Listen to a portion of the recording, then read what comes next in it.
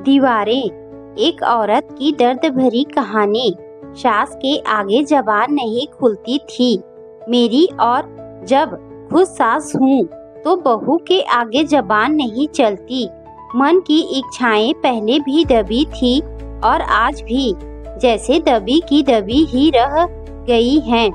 आज ये दीवारें मुझे इतनी अपनी क्यों लग रही हैं?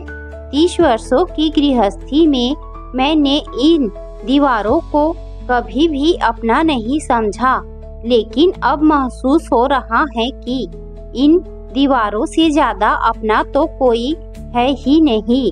30 वर्ष पहले इस घर में ब्याह कर आई थी तो इन दीवारों को अपनी सास के घर की दीवारें मान ली थी।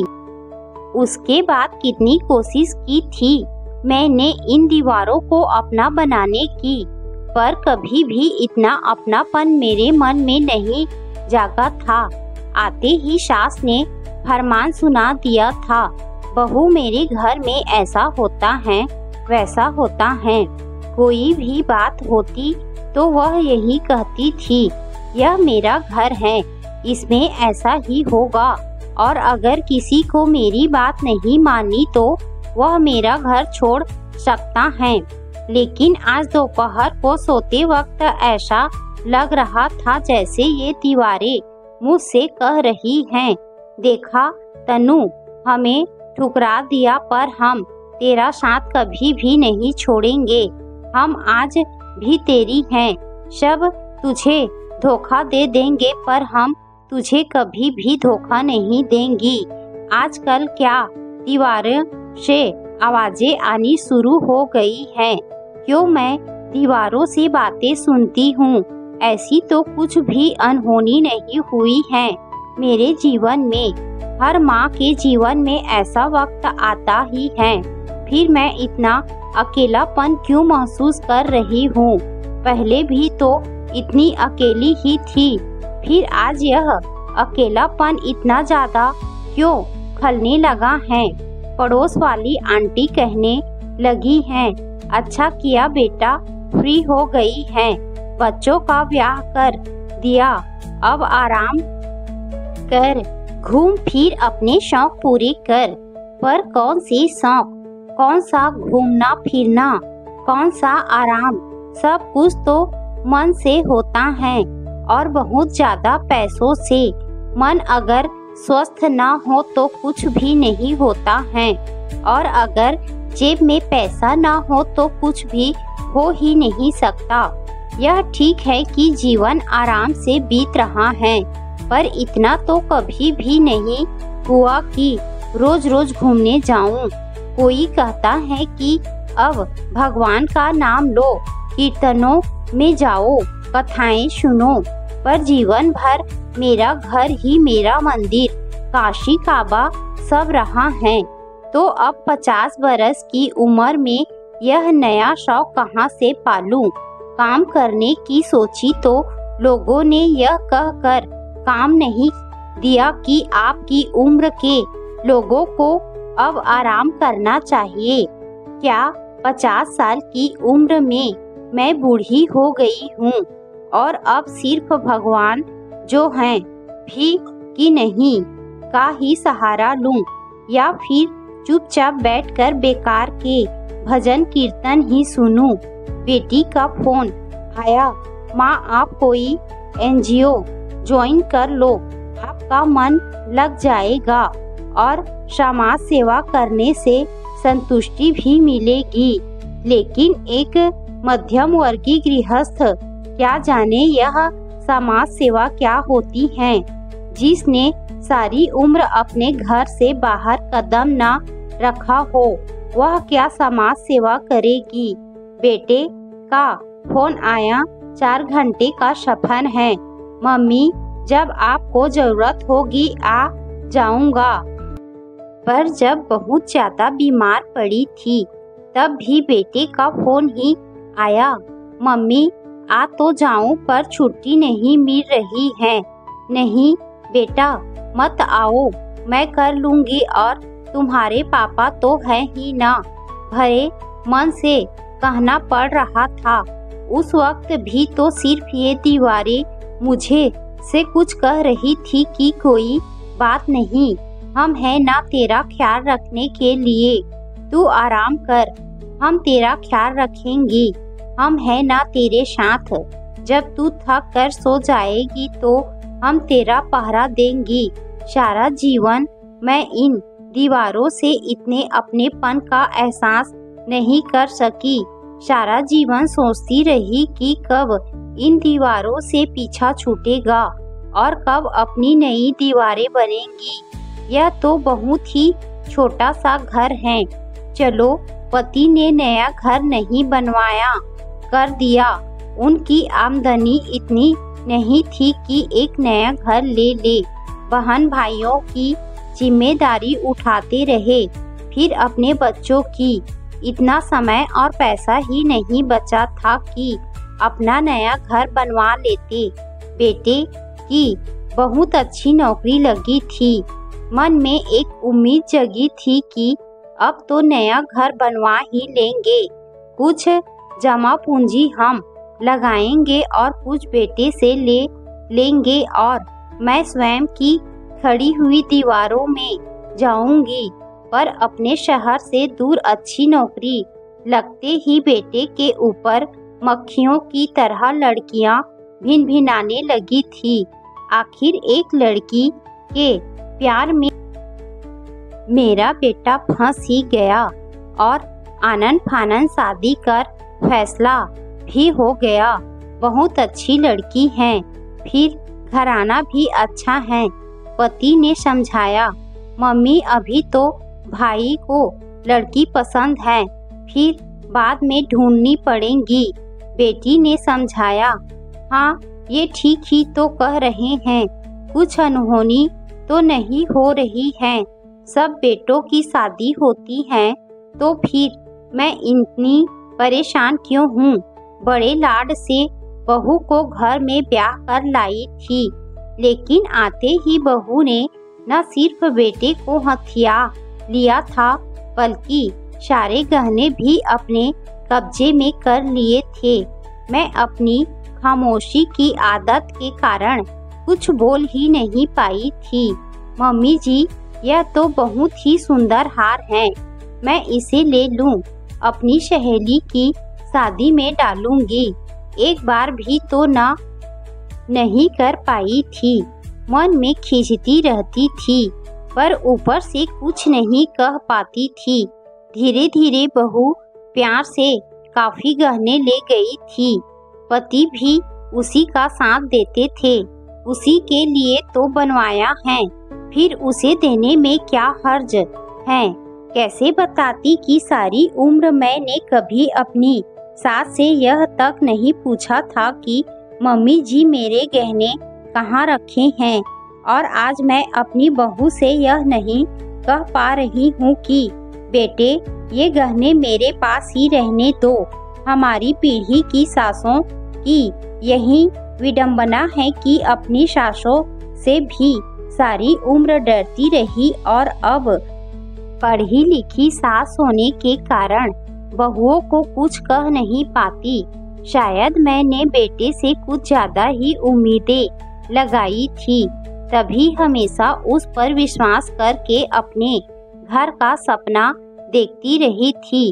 आखिरकार वह मुबारक दिन आ ही गया था, लेकिन जमीन की रजिस्ट्री होने लगी तो बेटे ने कहा, मम्मी रजिस्ट्री तो सुनंदा के नाम से करवाते हैं, लोन लेने में आसानी होगी।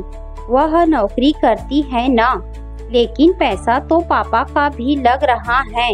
सोच ही सकी पर मुंह से बोल नहीं पाई, क्योंकि उसके पहले ही पति बोल पड़े, कोई बात नहीं, किसी के नाम भी करवाओ, घर तो बन ही रहा है ना, वैसे भी हमारा जो है वो इसी का तो है।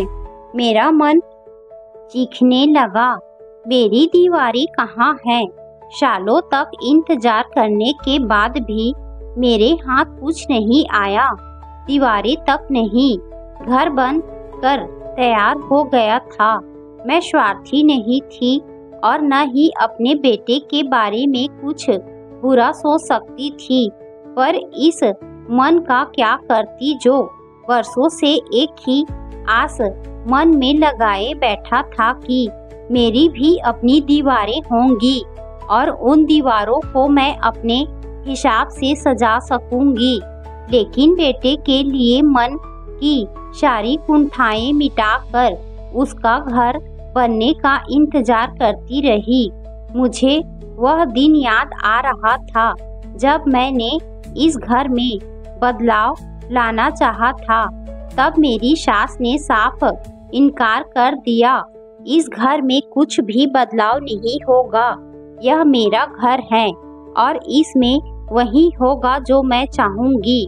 उनकी वह रोबीली आवाज आज तक मेरे कानों में गूंज आती है और उनके मरने के इतने सालों बाद भी मैं इस घर में कुछ भी नहीं बदल सकी। कुछ दिनों पहले सोफे बदलने चाहे थे तो पति ने मना कर दिया। अरे अब इस पुराने घर में पैसा लगाने का क्या फायदा, नया घर बनवाएंगे तो फिर सोफे भी बनवा लेना। मन फिर से उलझ गया। ठीक ही तो है, पुराने घर में पुराने सोफे ही तो चलेंगे, नए घर में नए सोफे की बात करनी चाहिए। ठीक है, पर यह नया घर कब बनेगा और मुझे नई दीवारें कब मिलेंगी? अब तो जीवन की संध्या आ गई है। बेटे का घर बनकर तैयार हो गया था। बेटे का इसीलिए क्योंकि इस घर में कुछ पैसों के अलावा मेरी पसंद का कुछ भी नहीं था। सब कुछ बेटे और बहू ही पसंद कर के लाते थे। मैं माँ थी, अपने ही बच्चे से ईर्ष्या भाव कैसे रख सकती थी? पर इस मन का क्या करूं जो सदा से कुछ अपनी दीवारें चाहता था। गृह प्रवेश का समय तय हो गया था। मम्मा पापा जल्दी आना, आपको ही पहले घर में प्रवेश करना है। बेटे का मान करना अच्छा लगा था, पर गाड़ी लेट हो गई थी। घर में सुनंदा की माँ प्रवेश कर चुकी थी। आप देर से आई तो किसी बुजुर्ग को घर में प्रवेश करना था, सो मोहित जिद करके मुझे पहले ले आया था।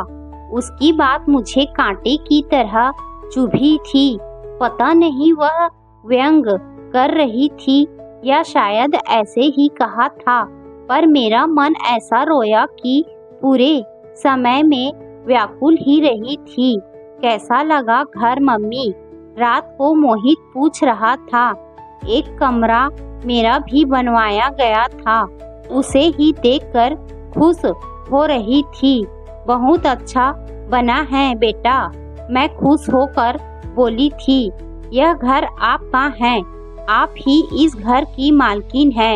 यह कमरा आपका है, जब आप जाएंगी तो इसमें रहेंगी। मैं खुश हो गई थी। अभी भी बेटे और बहू को मेरी परवाह है। ऐसे ही गलत सोच रही हूँ मैं।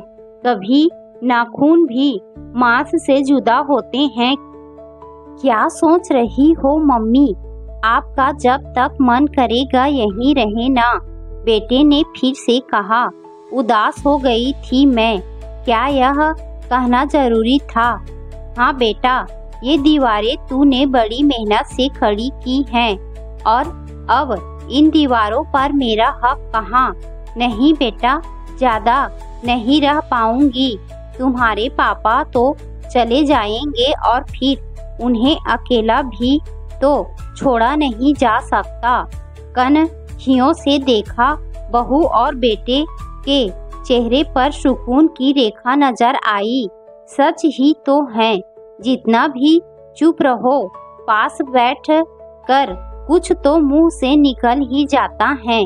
सुनंदा, हाथ धोकर रसोई में जाया करो। सुनंदा ऐसे मुंह बनाती जैसे मुझ पर एहसान कर रही हो।